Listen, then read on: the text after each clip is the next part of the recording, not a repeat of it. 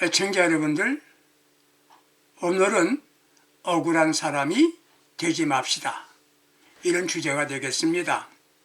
애청자 여러분들, 억울한 일을 당한 일이 없으셨습니까? 세상에는 억울한 사람이 많은 것 같습니다. 자신이 한 일에 대한 합당한 대가를 받지 못하면 억울하죠. 내가 한 것은 정의롭고 잘했는데 중상모략을 받아서 죄인의 누명을 쓴 사람 억울할 겁니다. 마음과 정성을 다해서 중심으로 사랑했는데 가진 것이 없다고 이별 통보를 받은 남자는 억울하지요. 그런데 민수기 20장 12절 이하를 보면 억울하다고 생각되는 인물이 나옵니다. 바로 모세입니다. 가슴에 뜨거운 애족의 마음을 가진 모세였습니다. 모세는 이미 하나님의 부름을 받을 때 가시던 불에서 불을 체험했습니다. 출애굽기 3장 4절에 보게 되면 소명이 분명한 사람입니다. 또 모세는 히브리서 11장 24절에 증거한 대로 가장 귀한 왕의 자리를 포기했습니다. 권력을 위해서는 안 되는 일을 하는 이들이 많지 않습니까? 왕의 자리는 요즘 말하는 대통령 자리보다 더 좋고 귀한 자리입니다. 또 모세는 모든 것을 버리고 백성들과 함께 고난의 길을 선택하고 걸어온 사람이었습니다. 모세는 하나님께로부터 직접 계명을 받은 사람입니다. 영적인 사람이지요. 그의 얼굴은 광채가 났습니다. 우상을 만들고 자기를 인도한 신이라고 백성들이 춤출 때 하나님께서는 그 백성을 멸한다고 통보했습니다. 그리고 모세를 통해서 한 나라를 만들어주신다고 말할 때 모세는 목숨을 걸고 거절한 인물입니다. 출애굽기 32장 10절에 보게 되면 백성을 위해서 자신의 목숨을 걸고 모든 것을 완전히 포기한 사람입니다. 모세의 성품은 민수기 12장 3절에서 온유함이 지면에 승하였다라고 말했습니다. 인정받는 인물이었습니다. 온유함이란 뭡니까? 야생마를 길들인다는 뜻입니다. 억울해도 참는다는 말입니다. 정당성이 있음에도 할 말이 있어도 이유를 말하지 않습니다. 이게 온유함입니다. 왜? 하나님의 영광을 위하여 참고 견디는 것을 말합니다. 인격이나 신앙, 모세의 삶이 위대했습니다. 항상 원망하고 불평하는 백성들과 함께 40년 가까이 오직 가나안을 사모하며 인도하는 일을 했습니다. 하루 한 시간도 평안한 날이 없었습니다. 그의 삶의 목적은 선민과 함께 가나안에 들어가는 것이었습니다. 가나안을 목전에 두고 있는데 하나님의 말씀이 너는 가나안에 들어가지 못한다. 청천벽력 같은 말씀을 하십니다. 얼마나 억울한 일입니까? 평생 동안 수고하고 목적 세운 일이 순간적으로 수포로 들어갔다는 통보를 받게 된 겁니다. 무슨 이유입니까? 이유는 민수기서 20장 12절에 잘 기록되어 있습니다. 여호와께서 아론에게 이르시되 너희가 나를 믿지 아니하고 이스라엘 자손의 목전에서 나의 거룩함을 나타내지 아니한 고로 이게 그렇게 소원하던 목적지 가나안에 들어가지 못한다는 것이었습니다. 여기에 대하여 모세는 아무런 반응도 하지 못합니다. 모세가 하나님을 믿지 아니하고 이게 이해가 될 말입니까? 아니 왜 제가 하나님 믿지 않았다는 거요? 제가 왜 믿지 않았다고 말하십니까? 이렇게 대답하지 않았어요. 자기 스스로가 인정했다는 의미가 되는 거지요. 의도적이건 아니건 그렇습니다. 하나님의 존재를 부정한 게 아닙니다. 하나님의 일을 하지 않는 것도 아니지요. 무엇이 믿지 않는 거였습니까? 애청자 여러분들, 지금 예수 믿고 계십니까? 우리는 어떤가요? 예수 믿는다고 생각하죠? 교회 잘 나오고 있습니다? 그게 믿음입니까? 뭐가 믿음입니까? 첫째 믿음은 하나님의 말씀대로 100% 순종이 믿음인 겁니다. 이스라엘 민족이 물이 없다고 원망하는 백성들을 위하여 모세는 하나님께 기도했습니다. 민수기 20장 6절이지요. 희망문에 이르러 엎드렸습니다. 기도했단 말이지요. 기도한다고 믿음 있는 것 아니란 말입니다. 믿지 아니하여 무엇을 보니까 믿지 않는 것입니까? 모세는 믿음으로 홍해를 갈랐습니다. 광야 생활에 이스라엘 백성을 인도하는데 순간마다 하나님의 능력을 행했습니다. 그게 믿음이었습니다. 그런데 민수기 20장 12절에서는 믿지 아니하였다고 했습니까? 왜 믿지 않았다고 말했습니까? 순종하지 않았습니다. 순종하지 않는 것은 믿지 않는 겁니다.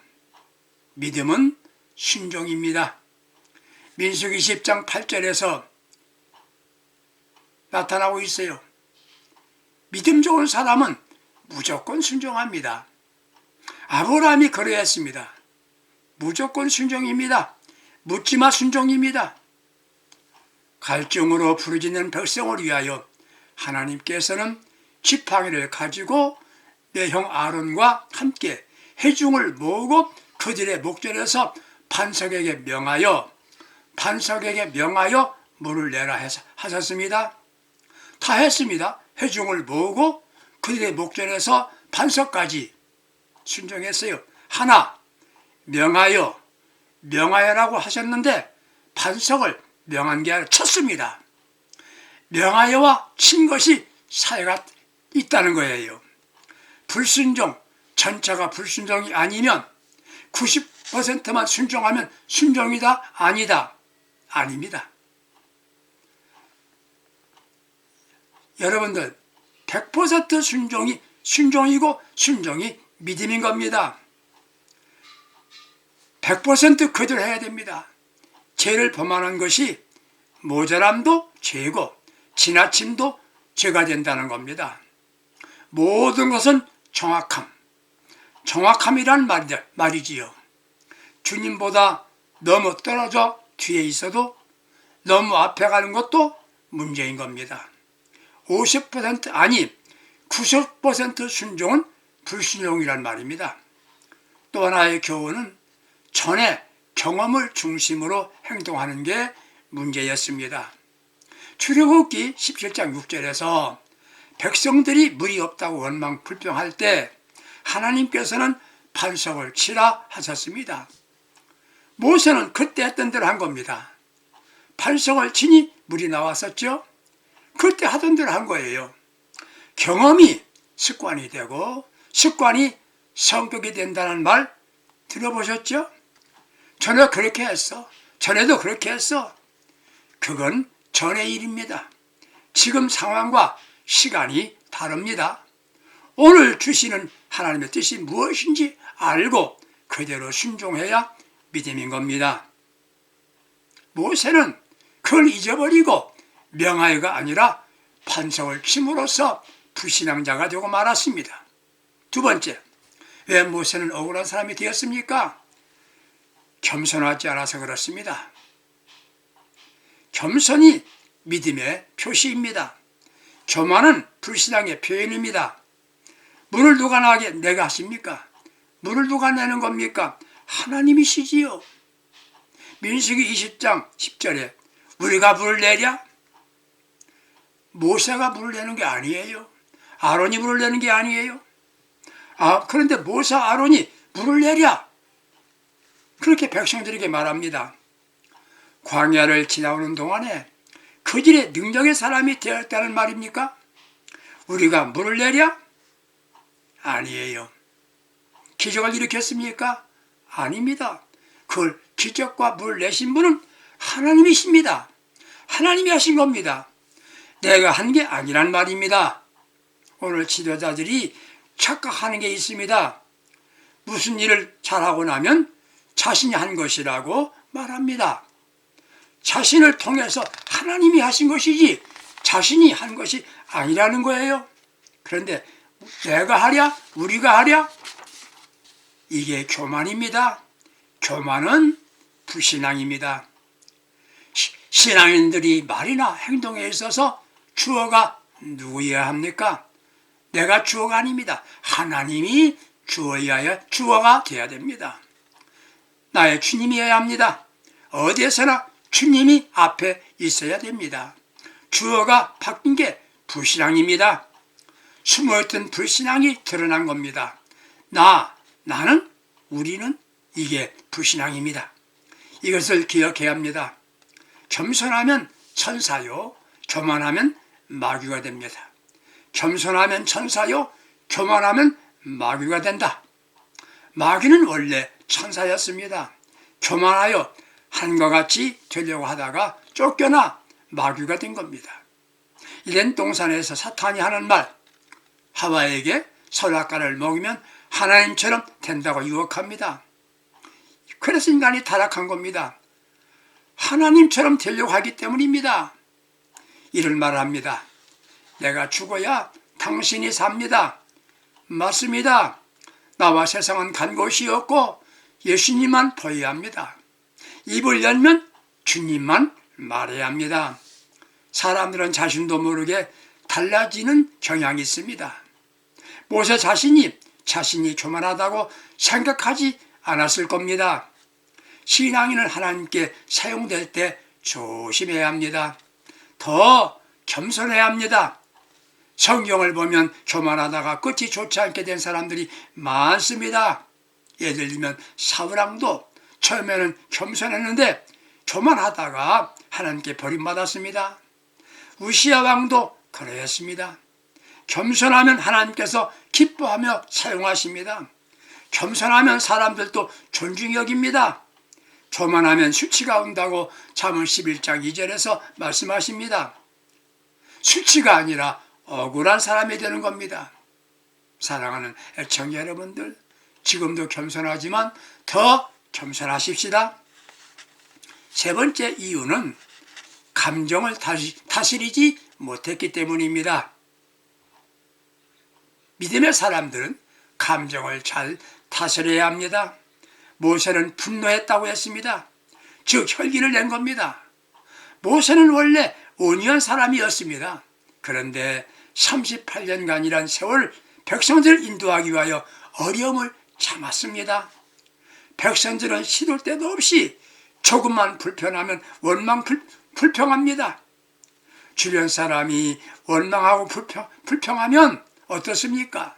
자신이 피곤합니다. 한두 사람만 불평해도 분위기는 혼란해집니다. 1년만 불평한 게 아닙니다. 38년 동안 물이 없다, 고기가 먹고 싶다, 광야길이다, 원망합니다. 계속 불평, 원망 듣는 모세는 지칠 대로 지쳐 있습니다. 이제 피곤했습니다. 이런 때 조심해야 합니다. 그런 때도 자신도 모르게 그런 때 화가 치솟아 오르지요. 화내는 건 믿음이 아닙니다. 화내지 맙시다. 언제 화가 납니까? 먼저 자기가 원하는 대로 되지 않을 때 화가 나지요. 모세가 생각해도 너무 시간이 지루합니다. 지금쯤은 가나안에 가 있어야 할 것 같은데 아직도 아닙니다. 백성들이 입을 열면 원망 불평합니다. 말로만 하지 않고 행동으로까지 보였습니다. 그때 화가 난 것이요. 언제 화가 납니까? 두 번째, 실망할 때입니다. 자신이 한 일에 대한 정당한 보상이 없다고 느낄 때 분노하게 되지요. 모세는 백성들을 위하여 온전히 헌신했습니다. 잘 참았습니다. 그런데 나에게 폭력적으로 대한다? 이럴 수가 있어? 자신이 많이 섭섭함을 느끼게 되었을 겁니다. 그럼에도 철저한 신앙인은 참고 기다려야 합니다. 사람이 알아주지 않아도 주께서 알아주심을 기억해야 합니다. 그분이 알면 돼. 주님이 알아주시면 돼. 주께서는 행한 대로 갚아주시니까. 배신하는 사람 볼 때 아니라, 배신하는 사람을 볼 게 아니라 나를 지켜주시는 주님을 바라봐야 합니다. 세 번째, 자신이 부당한 대우를 받는다고 생각할 때 화가 나지요. 모세도 많이 참아왔습니다. 모세는 학문을 익혔습니다. 애굽에서 가만히 시간만 기다리고 있었으면 바로가 됩니다. 즉 왕이 된다는 말입니다. 모든 걸 버리고 자신들과 함께 고난의 행진을 해오는 모세를 그에게 대하여 무시하고 따지고 대들고 항의합니다. 참을 수 없다고 생각했을 겁니다. 화를 참고 참다가 생기는 병이 뭔지 아십니까? 화병이지요. 모세는 화병 수준이 된 것일 것입니다. 오랜 시간 참다 폭발했습니다. 그러나 이게 하나님을 믿지 않은 죄가 된 겁니다. 그럼에도 우리는 힘들어도 참아 갑시다. 참고 또 참아 보시기 바랍니다. 네 번째, 자기 중심일 때 분노하게 됩니다. 화를 잘 내는 사람을 살펴보세요. 이기적인 사람입니다. 자기 마음대로 안 낼 때 화를 내지요. 어떤 일을 했습니다. 단체가 모두 잘했다고 칭찬하는데 자신이 마음에 들지 않는다고 화를 냅니다. 삶이 자신이 중심이 놓으면 평안할 날이 없습니다. 분노 감정으로 사람을 대하면 관계가 나빠집니다. 나 혼자만 이렇게 되는 겁니다. 인간관계가 원만하지 못합니다. 좋은 친구 다 떠나지요. 자기 중심이 아니라 우리들 중심이 되고 더 나가면 예수 중심이 되면 분노하지 않게 될 것입니다. 왜 화가 납니까? 다섯 번째, 피해의식을 가지면 분노하게 됩니다. 너 때문에 내가 해를 입었다고 생각입니다. 창세기 4장 3절 보게 되면 가인과 아벨이 하나님께 제물을 드립니다. 형제지요.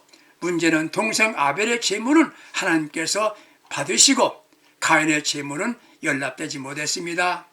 형제는 참 가까운 관계이고 사랑하며 살아야 되는 관계가 아니겠습니까? 그런데 형인 가인이 아벨 때문에 자신의 제물이 연락되지 않았다고 피해의식을 갖고 있다가 동생을 죽인 겁니다. 모세는 내가 힘든 것은 백성들, 당신들 때문이야. 피해의식을 가진 겁니다. 분노해서 자유로워야 합니다. 먼저 마음을 다스려야 합니다. 사람에게 암이 발생할 때 잘 다스리면 생명에 이상이 없다는 겁니다. 제가 만난 장군 신자를 만났습니다. 그분이 한번 제게 말합니다. 목사님, 저는 친구 하나를 만났습니다. 언제요? 얼마 전에 좋은 친구 만났어요. 그 친구가 누군데요? 암이라는 친구지요. 실망하지 않고 잘 친해지고 있습니다. 마음으로 잘 다스린다 그렇게 말하는 거예요. 그는 암을 친구로 알고 잘 다스리면서 오랜 동안 살았습니다. 그렇습니다. 우리 삶 속에 있는 모든 것들을 문제로 삼지 않아야 됩니다. 심리학자들은 이렇게 말합니다. 사람을 피곤하게 하는 것이 세 가지가 있다는 것이에요. 하나는 걱정이고, 둘은 긴장이고, 세 번째가 뭔지 아세요? 분노랍니다. 이게 잡맛과 살맛, 입맛을 사라지게 한답니다. 행동요법입니다. 분노할 때 행동요법. 사람이야. 예수 믿는 사람도 사람이야. 내가 화나면 안 돼. 그러면 마음으로 열을 세보라는 거예요. 하나, 둘, 10까지 세라는 거예요. 그러면 신앙인들은 뭐라고 합니까? 주여를 5번만 해보세요. 주여, 주여 해보세요. 그리고 화나게 한 사람들을 용서하는 마음을 가져보세요. 모세는 위대한 지도자였습니다. 전에 백성들을 사랑하고 이해했습니다. 이번 한 번만 더 용서하였다면 분노하지 않았을 것입니다. 그렇습니다. 모든 것은 끝까지 이게 중요하답니다. 믿음도 끝까지 지켜야 믿음입니다. 겸손도 끝까지 겸손해야 합니다. 사랑도 끝까지 사랑해야 사랑이 되는 겁니다. 하나님의 거룩함을 나타내지 않았다고 책망하십니다. 모든 것은 하나님이 하신 겁니다. 그렇습니다. 나의 다 된 건 주님의 은혜였고 모든 건 하나님의 은혜다. 사랑하는 성도 여러분들, 마지막에 모세는 하나님을 순간 잊어버렸습니다. 애청자 여러분, 우리는 마지막에 억울하다 후회하는 일이 절대 없어야겠습니다. 오직 주님만 바라보고 사십시다. 오직 주님만 바라보고 사십시다. 어느 순간도 사명을 망각하지 맙시다. 지킬 만한 것 가운데 마음을 지키는 지혜 있는 믿음의 사람으로 삽시다. 주변의 사람들이 나를 분하게 만들고 공격한다 해도 자신을 바로 지켜 나갑시다. 중요한 건 초심을 잊지 맙시다. 아무리 좋은 것도 끝까지 이어야 됩니다. 변질되면 허사입니다. 마지막까지 승리자가 됩시다. 그러므로 억울하다 후회하지 않는 승리로운 복된 신앙인들이 다 될 수 있기를 주님의 이름으로 축복합니다. 기도하겠습니다. 나를 부르시고 구원의 자리에 있게 하신 주님, 마지막 날이 억울하다라고 후회하는 신앙인이 되지 않겠습니다. 끝까지 오직 믿음으로 하나님의 의를 나타내는 믿음의 사람으로 살 수 있도록 순간마다 성령의 지배를 받게 하여 주옵소서. 주 예수 그리스도의 이름으로 간절히 기도합니다. 아멘. 감사합니다. 주 안에서 승리합시다.